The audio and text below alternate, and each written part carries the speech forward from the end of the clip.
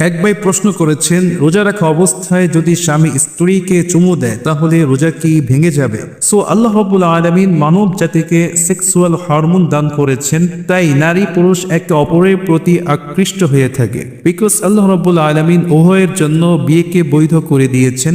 যখন নারী পুরুষ একে অপরকে বিয়ে করে ওই সময় তাদের মাঝে সহবাস করাটা সর্ব অবস্থায় হালাল হয়ে যায়। তবে রোজা রাখা অবস্থায় সহবাস করা সবার জন্য হারাম।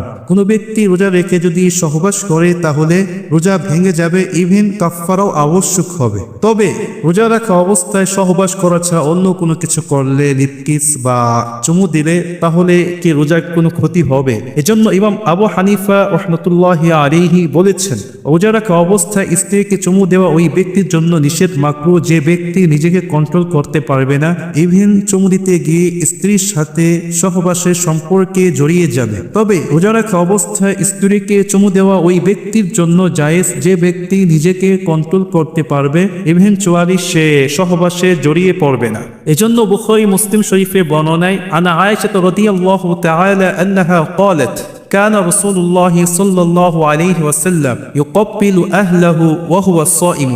হযরত আয়েশা রাদিয়াল্লাহু তাআলা আনহা থেকে বর্ণিত, বিশ্বনবী সাল্লাল্লাহু আলাইহি ওয়াসাল্লাম তিনি তার স্ত্রীকে চুমু দিয়েছেন এমন অবস্থায় তিনি ফাস্টিং ম্যান, রোজাদার ব্যক্তি ছিলেন। সুতরাং সহবাস করা ছাড়া রোজা অবস্থায় স্ত্রীকে অন্য কিছু করলে রোজার কোনো ক্ষতি হবে না। তাই আমাদের সকলকে রোজা রাখা অবস্থায় সতর্কতা অবলম্বন করতে হবে ইনশাআল্লাহ।